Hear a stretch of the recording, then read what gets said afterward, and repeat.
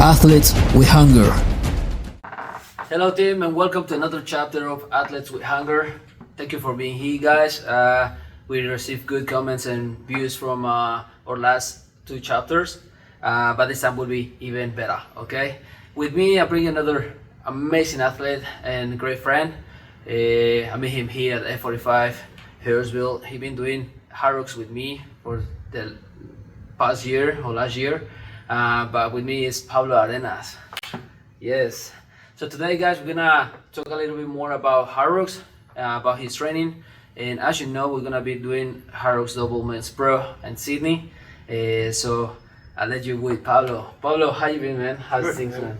Yeah, not bad. Training all right. Just getting ready for this up and coming High Rock Sydney. Looking forward to it. Yeah. Nice, perfect, bro.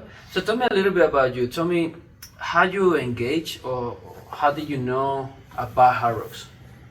So I think we'd have to take it back to High Rocks 2024. I was previously part of the F45 Blakehurst crew.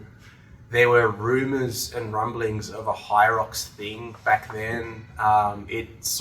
This was in the few weeks or maybe a few months just before it kind of shut down and moved to F45 Hurstville. And then Sydney came around, and I don't know whether it was laziness, but I actually didn't really book my ticket for High Rock Sydney, and I saw everyone in the studio sort of buying tickets and stuff, and I was like, maybe this is something else I'm going to miss out on. And then it was actually F45, the friend Carlos, who actually encouraged me to try and put me in the relay team. Carlos, yeah. And I did sled push and sandbag lunges in the relay. Nice. And I still remember to this day being in that relay line, getting tipped and going for my first lap around and doing high rock sled, and that feeling of your burning lungs, heavy legs, fatigue, all of that sort of stuff, and the exhilaration. And then I just started a journey of progression and improvement, I suppose. So yeah. Nice. Also, so you find out because everyone at F45 they were about to do in Sydney. Yeah. What was this? 24? Sydney High Rocks 2024 was my first one, and it started with a relay. Nice, bro. But you before that you didn't have a idea what was it, the start of that? No, and I think it's only like these days when I speak to people that are starting their journeys, they usually a lot of them are starting in relays. So I think it's a good way of starting out. Why? Because it's fun, team environment, and you just get that small taste of the station, the run in the station. Because Ben, I think now that you know what is about hard rocks, I know, like you would suggest always to someone start with relay. Yeah. Because otherwise they start with something else and you're like, oh man, this is too tough, right? But saying that, bro, so okay, and after that, what do you think about it? Do you like it? Did you engage? How was it after that? So it's interesting because after that, I'm pretty sure. So somewhere along the lines, I've got married. I went on a honeymoon, and I think the next one was coming up, and I think it was a Melbourne High Rocks, right? Yeah. And okay, I do like this thing. Let's do something now. So being me, and if you know anything about how I've grown up and anything about me, I usually go for the top in most things. So I've just gone from relay to doing something that not many people do, and I probably wouldn't advise. I actually went to men's pro off the bat, and I remember back then it was a big thing because no one in the studio had done men's pro yet. It was pretty tough. It's as tough as it sounds and looks. So I've gone to men's pro and I've done that, and then it was a bit of a journey of doing the mixed doubles, men's. I've even now done open, so I've done all the divisions now. So yeah, I've gone from relay to men's pro. It was big jump, and I know Pablo. It meant to do that jump from relay to pro because we don't have idea, right? Like what to expect. And I believe when you do that pro, I don't know, like depends. If you prepare for something like that, you don't even imagine how hard it will be, right? You start training, but you don't know what you're going to face. So could be two options, I believe. When you do pro, I don't know, you will answer me this question, but either way, you get scarier after you done it, or you realize how much you improve, but how more or how more much you can improve. I don't know if I say it, sorry my English, but how much you can improve more like after that. So for example, when I did my first men's pro, I have an expectations of I was used to trying to see how I would go, right? And after I done it, I think I knew my weaknesses and where I can improve. I wasn't scared at all, but I realized how tough it was, and it actually helps me to, or it motivates me. It happens something similar to you, or you actually what was your thoughts after the men's pro? So I think to be my personal opinion, I think men's pro has a bit of stigma behind it where people get a bit scared of it because of the word pro in it, and a lot of everyday people. I mean, I'm married, I'm a husband, I've got kids, I work 9 to 5. We're every day kind of we just try to keep fit for ourselves and our loved ones. It's okay to be scared of the word pro. So I definitely was going in there with a bit of uncertainty and thinking, oh, am I going to do this or not? But there is a bit of a feeling on a level that you unlock when you do it, I found. You just think, oh my God, like I've just done what is supposedly the hardest division in Hyrox, something that a lot of people may not want to do. The sky's the limit here, like this, like I am capable. And then you just sort of, then it becomes a case of, okay, can I beat my time, or can I improve this and that and the other? So it went. We've gone from being scared to actually do it and get it done, to now being scared of, oh, are we going to PB? Yeah. Which is a crazy kind of. But that's the thing. I think Segment. once you try something like that, and I know you, even including myself, or the majority of people they're training and they are competitive, so it's like somehow. Once you try something, you get addicted, especially Hyrox, and you are like, okay, I already done this, so let's go for better time. And I think the majority of people is what they engage in Hyrox. That's why it's growing a lot, because even let's say, as I say in the last chapter, Hyrox is for everyone, right? But let's say the beginners, they just start even the journey in the gym, let's say that, and they try the Hyrox. Maybe do a lot of like the finish in long time, right?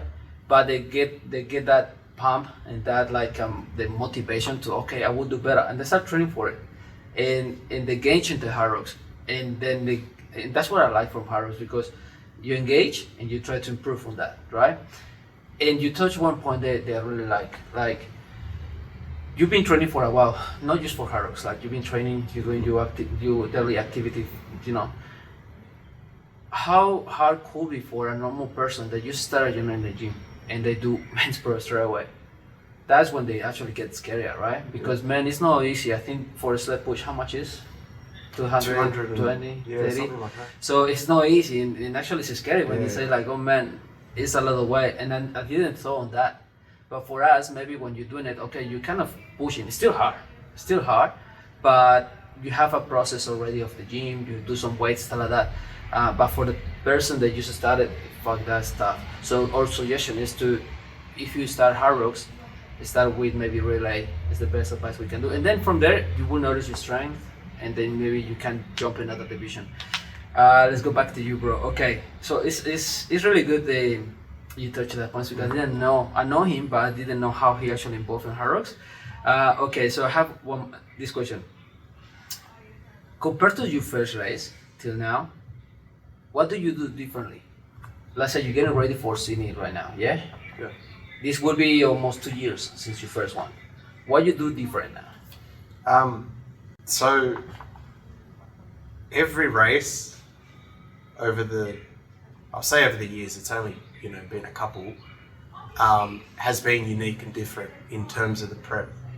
I mean, I remember early on, I think the extent of my prep was running, I think it was like I put the treadmill to like a 15 incline and I did 30-second bursts, 40-second bursts kind of like things.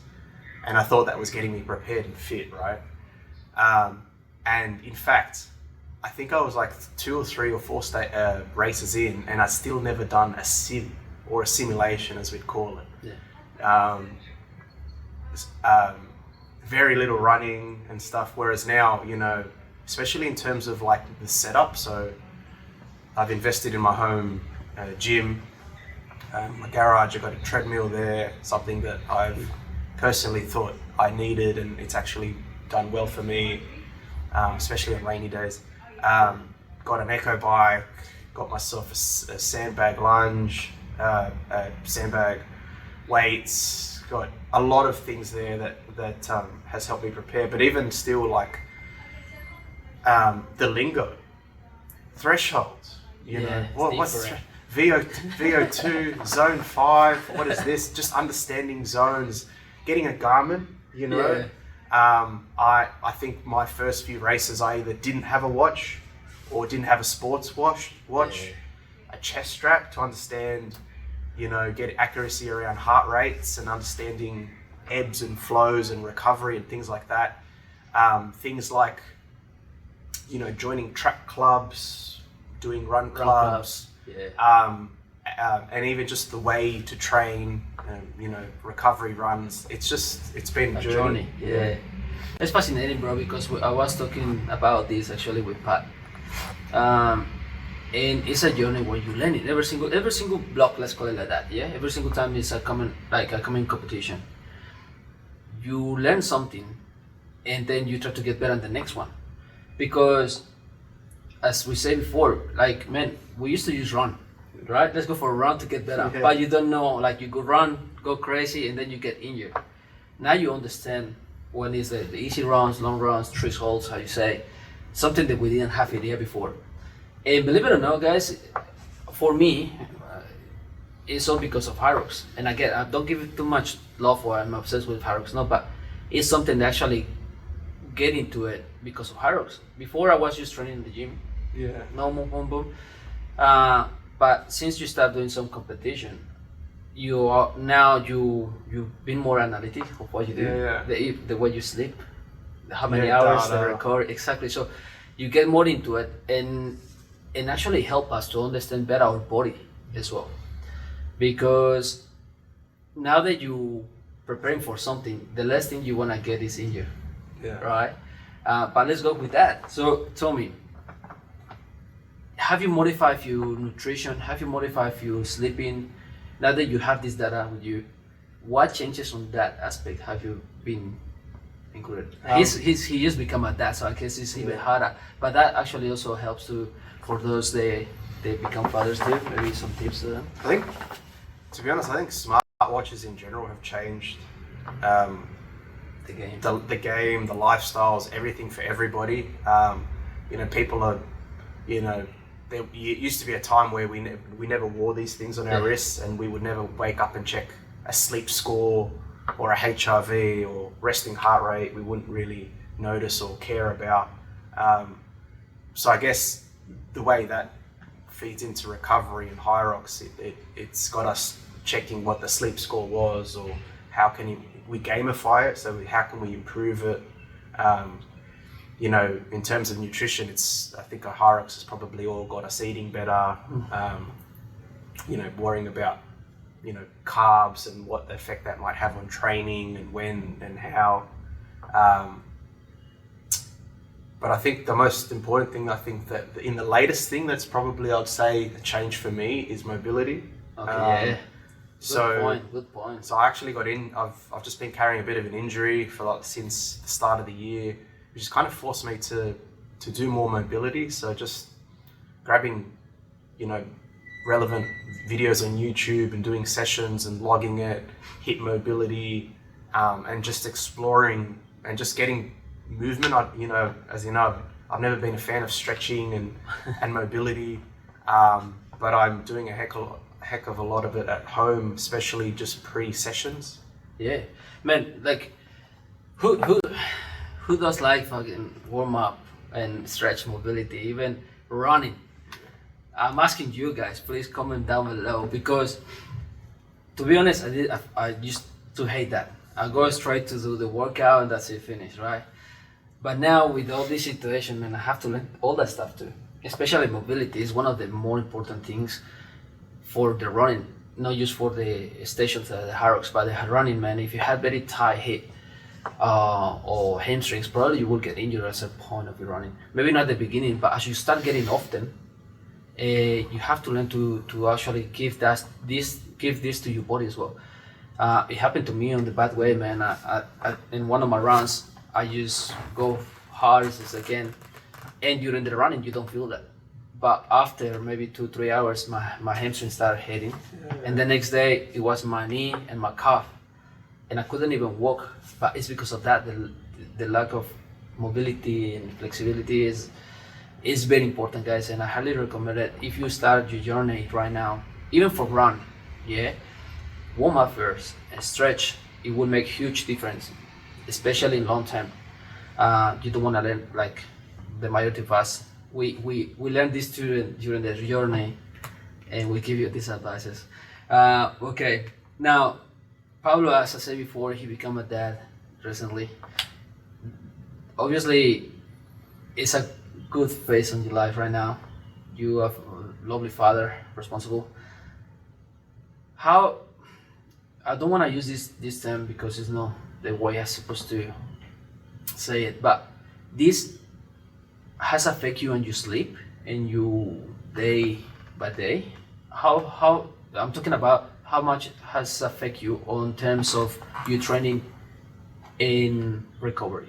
I think so it obviously helps to have a great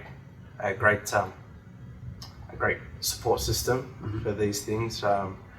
You do have sometimes the sleepless nights which you share with your wife, and you have to work as a team to take care of a newborn and a toddler.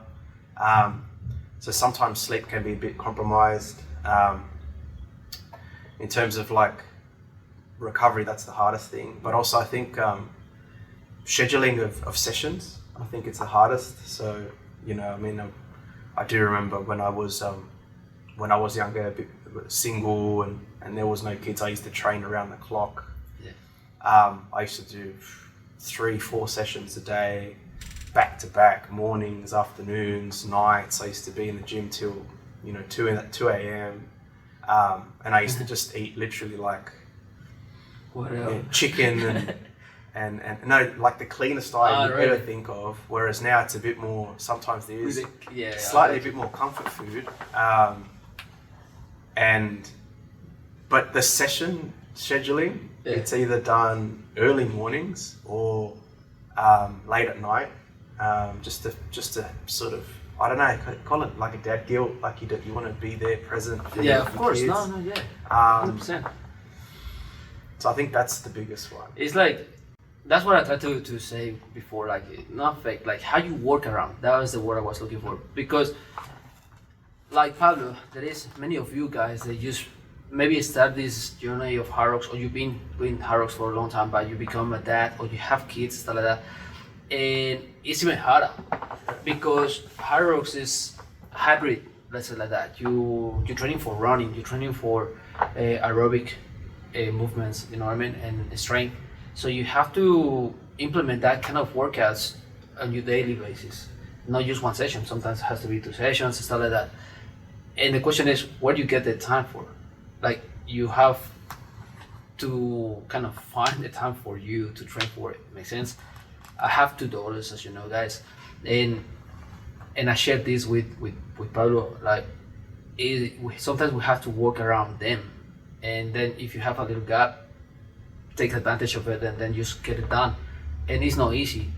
For me, the hardest part is the sleep, because when after work, that's the only time I have to actually do my strength session, let's say like that.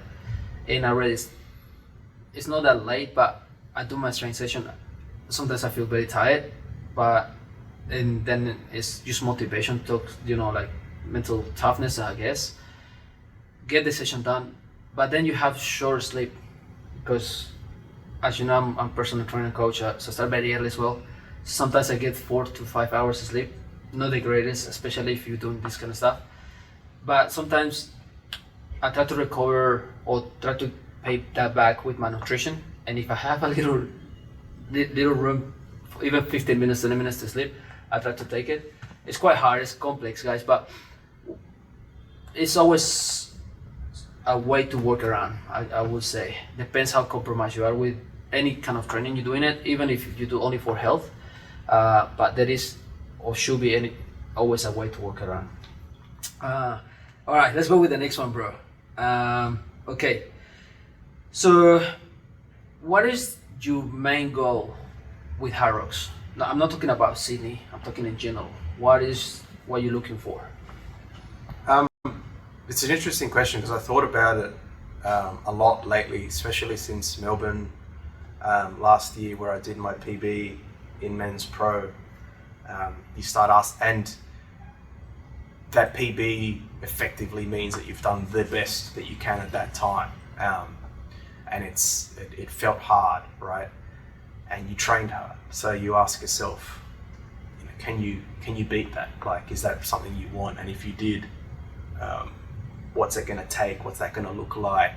It hurt. Is it going to hurt more? Can you, or where do we go from here? I mean, I number one, I'd love to do mixed doubles with my wife again. That's something on the list. But it's been, the last few weeks has been me trying to define what success means to me in the high rock space. So, I've been eyeing Melbourne at the end of the year, but also I'm realistic enough to think, I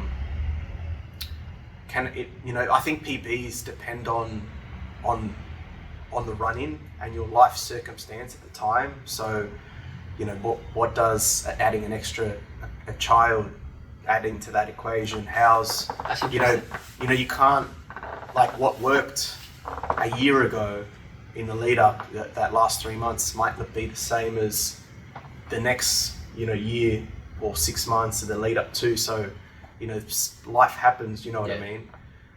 So I don't,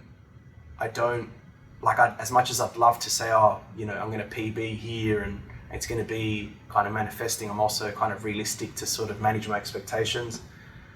Something tells me that if I do a men's pro next, I'd love to just be able to do it, as a dad of 3. So, and to be able to just do it, and a year later kind of thing, and not be so hung up on times. But we'll say, obviously I'd love to PB. I just don't know when, and what that might look like. Interesting. It's interesting because that's why I started loving this kind of podcast, guys, because they bring circumstances that we never think about it, right? So my thinking with this question was like, okay, I thought would be a simple answer, like, okay, I want to get better, but he bring another perspective where I didn't see it before. All depends on life circumstances, and it's true, guys. Last year he was father of 2, boy and girl. Now it's 1 more, so it's another kind of point of view, another responsibility, baby. How, like, all these responsibilities comes from. So obviously he put him in a different situation right now, where the time obviously limited, is a little bit more limited, and not only that, like, all around it. So I didn't see that point of view, and actually I'm happy with your answer, because you have to see this stuff first and put obviously in perspective what you can do with these extra responsibilities and be realistic and not just like putting you up there like, yeah, I can do this, but you have to be or see that circumstances over there too. Let me ask you something now. With this event coming up in Harrow Sydney, how many races are you doing on there? Three. Okay, which ones are? So men's pro, Yeah. doubles, men's opens, just men's opens, doubles, You doing?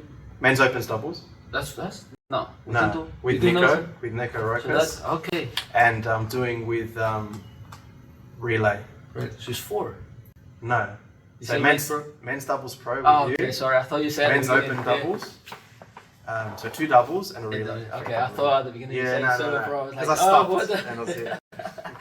Okay, I didn't know about the men's open. That's good, man. Yeah. That's great. Men's open doubles, yeah. Yeah, double jab. Sorry. Have you done with him before? No, so this will be my first time With him? Um, He done around before. So yeah, I'm excited to do it with Nico actually. So because I mean the 3 races are unique in themselves. So Yeah. you know the men's pro doubles, we've obviously done it before. Yeah. It'd be exciting to see where we're at and chase a good time there. With Nico, it's the first time, so we'd love to. There's a couple of goals that we'd both like to do with Nice. that one and the relay as well, because of the age category. Yeah. I mean, it looks like it could be a good chance of a flag actually. So that's also a unique one there. And I've also got some targets I'd like to hit with my stations too. So. Nice. Okay, so when is the men's double open? When you doing that? So that's going to be Wednesday morning. So, okay, and then you do relay Wednesday night. Yeah. It's quite similar situation, guys, because I'm doing men's open on Wednesday morning, and then I'm doing the relay with him as well. Yeah. Pat and his brother. Okay, focusing on that, I will jump forward. What is your plan between that gap between men's double open and then relay? I'm talking about recovery and your nutrition. Yeah. So, like I'm no stranger to having multiple events. Yeah. I've had I think every High Rocks bar one has always been multiple events, Yeah. Back to back or 2 or 3. So I'm no stranger to that. It's going to be a bit It's going to be a bit unique this time where it's 2 in the one day. But again, in terms of training, as I'm no stranger to doing double training days. In terms of recovery, I don't usually do ice bar, just because of the blunting of adaptations and inflammation. But I would do it definitely for that particular day, where the priority is, performance rather than, muscle building. Yeah. I don't know how the sleep would go. Pop an Advil probably, pre-workout, mobility. I do think The old school. I do think that the doubles will be a primer for the relay. It is a relay, so it's not like it's a men's pro or anything. But think, adrenaline too. Yeah. Like I think in Perth we did three races back to back. He did 3. Yeah. And whilst there was a bit of DOMS and a bit of soreness, there was nothing that a good little stretch couldn't fix. But also just because they were all sort of doubles a relay, it was good to be in that team environment. So that was a good team, guys, and we spoke a little bit about in the last podcast with Pat. We did 58 minutes, so that's why our expectations of this one, that we talk is a big chance of get a flag, and we're gonna try to go for it, and that's why it's very important what we do between the first race on that day and then relay. And as he say, I like it the way he's thinking, because ice bands, guys, it is great for quick recover. Let's say like that. That's why sometimes soccer players when they do double journey, let's say during the week, they do the ice baths just to help to heal more than repairing. How can I say? Because sometimes ice baths, if you're looking for muscle growth in the normal training, let's say like that long time, you're working for muscle gain, ice baths is no that recommended, because if it can slow down that process of recovery of your body. But when you're doing for performance, it actually give you that boost, that quick, they go away the pain, and they give you that kind of boost of energy to try to recover, to be ready for the next, let's say, event. I like that because I'm planning to do that too. Yeah. What I would try to avoid is the sauna, because the sauna actually relaxes your body, and then they do the opposite. But that's another subject I will touch in the next podcast. But in question about food, do you gonna eat for more carbohydrates, or just gonna simplify and then just go easy? How you feel? What you're looking for on that day, particular day? So my diet generally is quite clean. I do like my food. I mean, it's interesting because I remember I carb loaded a lot once for this large marathon I did last year at the Hounslow, and it didn't do too good on the run. Let's put it that way. I wouldn't really change too much. There's nothing I plan on eating differently or more of. There's probably just going to be a lot of rice, pastas, egg, a little bit of, maybe bread, a lot of electrolytes, hydration. Yeah. So I suppose there isn't anything I'm planning to introduce, especially for it. Yeah, because the thing, guys, is like, once you have already, he been doing races for a long time now, 2 years, and each event he does more than once, right?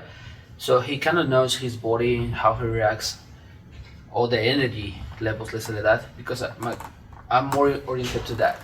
And on my last block for this phase, let's say the Harrows, on my preparation, I noticed that I tried to calculate my numbers, my carbohydrates, especially the last phase that we are right now, because I try to maintain the muscle and shred it. And this I find that interesting, because high rocks, you're eating for performance, you're not eating for bodybuilding, let's say like that. So you can eat plenty because you need energy for it. But this time I try to maintain good level of energy level, but try to decrease my carbohydrates and looking more on the fats and proteins. And man, I've been affecting my running. Like at the point that I feel very good physically, and I go for my run, but after, let's say, 20-30 minutes, my body just boom, shut down. And I notice I have to get better on it. And particularly if I'm doing this day, relay and open on the same day, I have to increase my carbohydrates. But it's a good way to learn as well, I believe. And that's why I was asking you, like, if you're gonna just implement anything else, but if you have already your plan, it's amazing if it works. Do you have gels during the races? So, yeah, that's an interesting one. Well, pre-High Rocks, there was a life where I didn't know what gels were and never used the gels in my life. Me either. And now we're in the High Rocks, we're using the gels. So, I intend to take them on training sometimes, but sometimes I honestly just forget. I would so for individual events, I take them before. Yeah. I can't remember if I take them during, but so definitely I probably would say that I probably don't. I do take them on doubles. Yeah. I think I usually take them on the rower station. Yeah. But yeah, I don't think I take them during, and that's just a personal thing. Yeah. But there is any particular reason why? I take one before. Yeah. And it sort of kicks in. It would probably digest and kick into the system, round 4, runs 4 and 5, and sort of help that way. Yeah. But I probably don't, just because I either forget to take them or But maybe because your body is telling you that it doesn't need it. Because sometimes that's the way. Like if I feel good, obviously it's nothing in your head just to finish the race, right? Like pushing hard. But it's like when you're not eating. For me, when you're not eating and you're training and you start feeling that kind of that's when my body's telling me or reminding me, okay, get the gel. I'm talking about the Harrows. But I know what you get or what you're going for. The thing is, like, gels wasn't a thing for me as well before. But for example, the last time we did the doubles, what was that, in Brisbane? yeah, Guys, I normally take one gel, but this time, during the run or during the race, I think it was in the station 2 or 3, and I was feeling already like very low energy.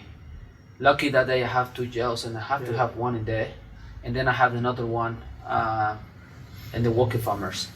It helps me a lot, and I find out that these gels I use, because I tried one before and it was more like a solid paste.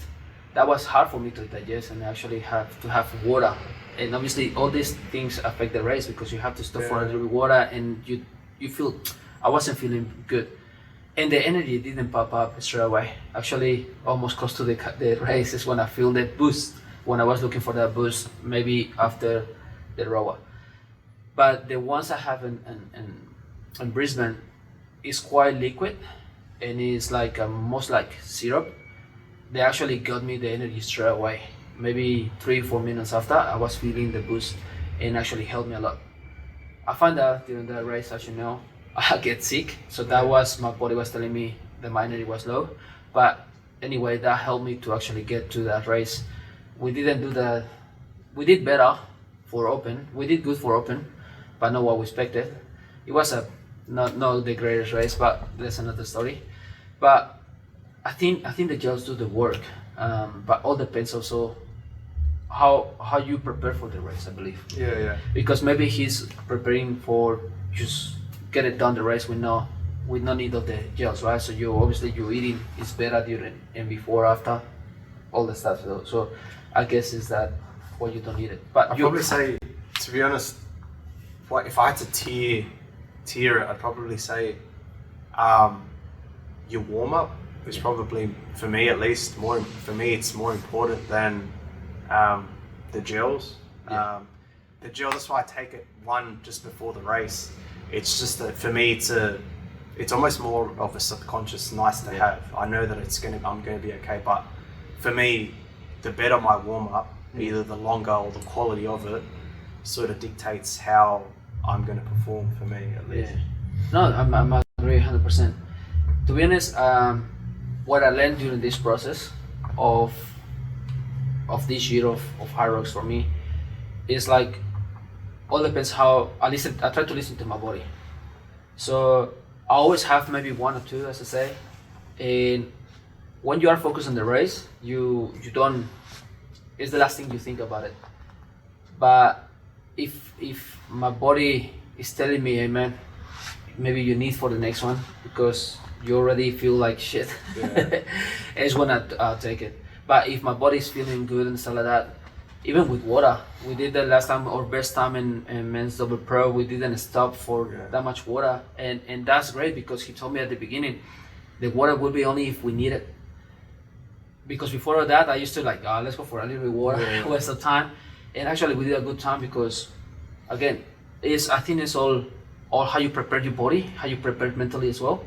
If you have good hydration, not during the race, if not that week in particular, your body will be fine for that 58 minutes, 1 hour, 10, let's say, whatever it takes you to do the race. I think will be good. But again, I think it's all preparation.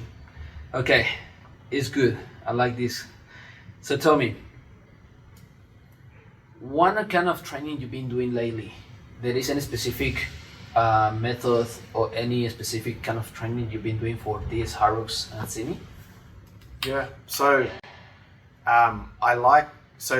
probably the piece of equipment that I use probably the most is probably my treadmill.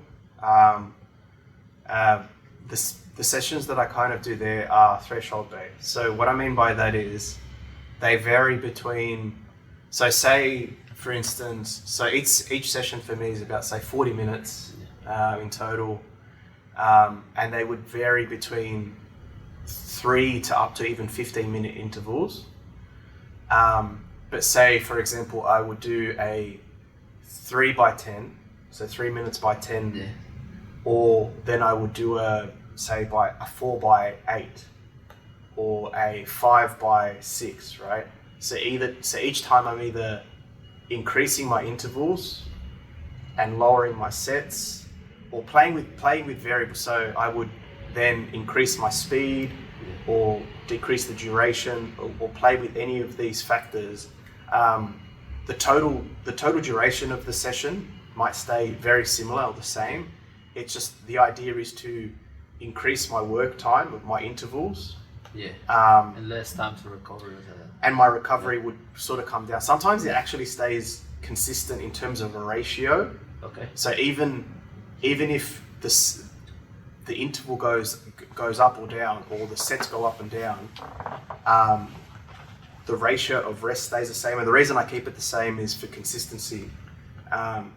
Only because I like data, and I like the data that the chest strap sort of says. So I mean, to keep it comparable session to session, I keep the session ratio the same. But the idea is to increase my intervals, and then when I get to a certain level, say, I don't know, 9 minutes of an interval times 4, I would then increase the speed, and then go back to start again at 3 minutes. But that's the idea of spending more time, more work in a certain, and for me, threshold is more of a heart rate. So for me, it's about 145, 150. So it's about getting a percentage of work in that particular zone. So that would be for me zone 4. But that's just running. So lately, and my view going forward is to introduce more compromised running into my sessions. So that would be what they would call brick sessions. So run into a station or vice versa. And the reason I find for that is, it's like, for me, I feel great with a nice clean run of intervals, but it's very different to high rocks. So, you know, once you introduce any sort of other modality in there to your muscles, there's a different feeling in your lungs, there's a different feeling in your legs. Everything is different when you do and suddenly your mechanics go. So like for me, I almost do my thresholds for fun now. The real work is in the compromised running. Okay. Now, I've been doing a lot of thresholds as well, and I noticed that the first when I start doing that, I think you find out your real fitness level, or let's say endurance more than anything else. Because for me, it was try to hold a pace for, I remember at the beginning, it was for 3 minutes threshold, 3 minutes, 1 minute slow, 3 minutes, like that for 6 rounds. I think the first 2 rounds were amazing, but then I noticed try to keep the same speed, I was struggling, and it has to be a lot of facts, right? But one of those was obviously the endurance of my legs, let's say that, but also my heart rate. My heart rate wasn't in place, so I was struggling to breathe in, breathe out, and obviously that affects everything else. So I noticed how important it is actually to change the moods, because before I used to use, as I say, just run, long runs, easy runs. But when you start adapting these kind of thresholds, these intervals, and this different kind of training for run, it makes a huge difference. At least it helps a little bit what you're gonna face on the high rocks. But if you really want to find out your fitness level for high rocks, it is very important that you, after a certain amount of training, do a simulation, because that will be, I think, the more realistic kind of form to know how you're gonna feel during the high rocks. Because you could be smash as well, the sled push. Over here I do just sled push, slow pull training, and do even maybe 50 kilos more, 60 more kilos, and they're actually weights, bro. But when you are there with the running, with everything that is happening, maybe you will not be able to move the fucking sled. Even cases, you can play in the sled, or you can play in the, how you call it, the carpet, but you have to be ready for anything, right? Okay, and that happened, I think, to you and Mamon once with the sled. Yeah, push. I've had plenty of experiences with bad sleds and carpets. Yeah. Man, I think on that point is just the luck if you have good line. But anyway, okay, so what are your expectations on these next High Rocks? I'm talking about Sydney. You're doing 3 races. You have any expectation, or you're just gonna do your best? What is like? Yeah. So I think so the first one with the men's open doubles with Nico, I think I'd like to have his best doubles time. So I think so he recently did a 103 with mixed doubles. Wow. So I'd love to get something, faster than that. That's what we get. Yeah. Something similar, huh? So for our men's pro doubles, so we've done a 105 in Perth, and to this day, I'm astonished at that. When context is everything, and relative to a lot of other performances and other things, I still look back at it and think, how did we do that?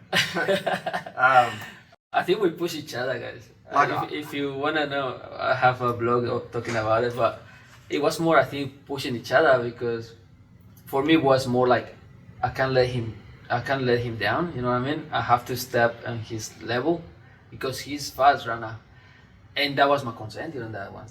So he was leading the run, and I was like, fuck, I feel like shit, I keep going, What I remember from that race was like, I don't think we went in. I definitely didn't go in there with 100% fitness. I was literally just carrying residual fitness from Sydney. Yeah. It wasn't expected. So literally, my Sydney in July got me through that September race, and somehow we did like that time. Let's put them in context, because we didn't have planned to go to Perth at all. Yeah. It just suddenly happened, like maybe 1 month beforehand, right? We start chatting and let's do it. So we didn't have plans to really go, and just Sydney happened by then, but we didn't have any plans. Yeah.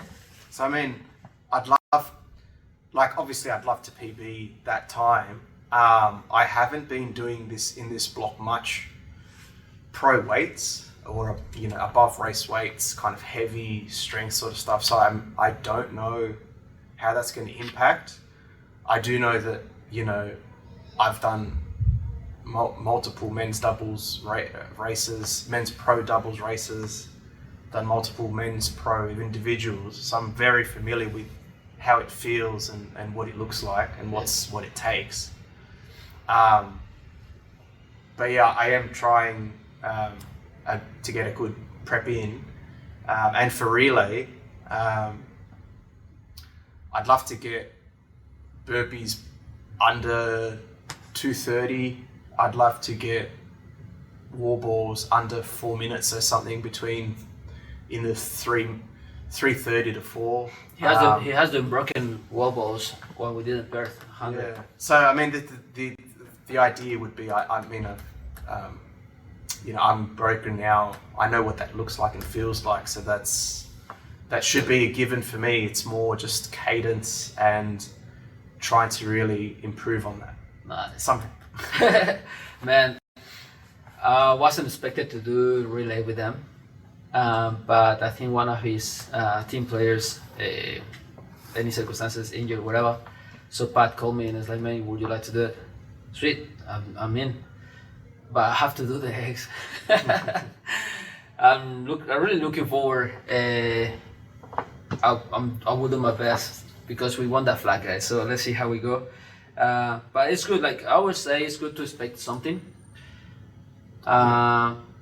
It all lends to how your training was or how your preparation was, because that will give you that, let's say, confidence to actually say it. Okay, compared to Brisbane, to be honest, when I was in Brisbane, I knew it would be a hard challenge for me because my preparation wasn't the best. Yeah. I had my mom for holidays, so food and a little bit of distraction up there.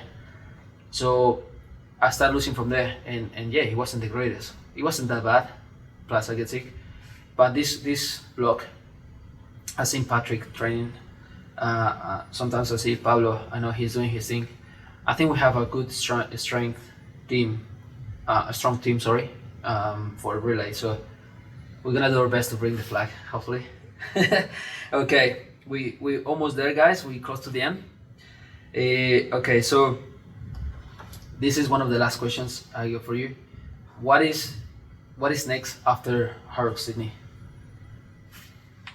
And it not necessarily has to be around Hard Rocks. Like if you have any plans talking about fitness or any competition. Yeah, so Melbourne High Rocks probably is going to be the next one. What I'm going to actually do there, I'm not sure yet. I'm excited to see the return of my wife. She'll be, I think, doing her first High Rocks back after basically popping out 2 kids. No, easy to. Look, I've said that I've intended to do men's pro there. Maybe it's on the cards, hopefully. But in terms of more broadly, getting back into my trail runs, and I've loved trail running. You know, instead of going to Perth this year, I'm doing the Coastal Classic in Otford, which I've done previously. It's a beautiful track. So I think it's 30 kilometers down the Royal National Park, Otford to Bundeena. Yeah. Returning to the Hounslow Classic, which is out of Blue Mountains. So last year I did the marathon there, which by the way is probably the hardest marathon in Australia. I'm doing just the 17k, so just for the love of it, just getting back to He used to do a lot. Still, like last year I think you did a few. Yeah. But he loves that trials things, and it's beautiful, man. Australia is actually perfect for that, man. I have beautiful tracks and stuff like that. But man, I'm so happy to hear that. Like, that's what I'm trying to encourage to all of you guys and to everyone. Like, life changes, how you say, for good. He has now another baby. Obviously, he has to adapt to that too. But the more important part, I would say, and I try to encourage everyone, is like, don't forget about yourselves too. Like, even to your wife as well. Because it's very easy just to focus on our kids sometimes. It's fair and it's good to do that. But you have to also keep healthy. Let's say like that. Keep doing something to just have the energy for your kids, to be healthy, for see them grow. You know what I mean? And if these activities help you to actually be healthy, like tracks, runs, any kind of competition, even the gym, do it. Don't forget about yourselves. Dedicate yourselves a little bit of time, because believe me, it will make the difference of you day by day, especially with your kids, work, relationship, everything. That's what I think. So we have to prioritize ourselves a little bit to get it done. All right, this is the fun questions, guys, just to finish the podcast. Ben, it's such a pleasure to have Babs here for this podcast, guys. It will be more. Hopefully, we do another one with when we come back with the flag. Hopefully, but thank you so much for your support. Please like and share. Before we go, what time do you prefer to actually work out? Morning or nighttime? It's changed. Like Changed now. But if you have the the option, let's say like that. Probably not. Night, you have more energy? Or? Yeah. Yeah. Like I'd love to say morning, but I know it's going to be night. So, yeah. At this stage of his life, of course. Okay. What do you love to do the most? Strength training or conditioning? It used to be strength. I think now it's probably conditioning. Conditioning. Even, but I feel like it's harder conditioning that strength. I don't know, like feel it's like for me weights is like you can go heavy and still good, but when you do conditioning, fuck that feeling of fatigue. There used to be a time when I used to go in the gym and do, pec deck, leg extensions. It's kind of boring now if you see that perspective. Now they're seeing that way, it's kind of boring. So now it's interesting how doing it your changed. set, looking at your phone. Yeah, exactly. So it changed everything, bro. It changed the game. Now you feel actually you're working out, right? Okay. Do you prefer running or cycling? Running. Running, 100%. Yeah. You don't know that much of cycling, huh? Not really. Yeah. Okay, good. Okay, and you cheat meals, or when you pretend to eat something else out of your nutrition, what do you eat? I eat a lot of meat, so I don't know if you class that Nah, cheat or that's not. not cheating, bro. Depends. What part of what kind of Like meat? I probably eat records of meat, but Belly, literally.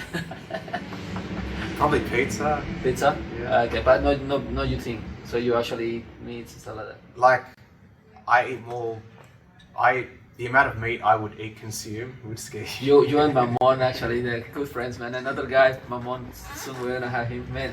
Every time we go out with him, it's like, and they're good actually, good at restaurants. All right, let me go to the next one. So, when you recovery, yeah, what do you prefer? Well, you said this before, but in normal days, let's say, ice bath or sauna? Or massage, what do you?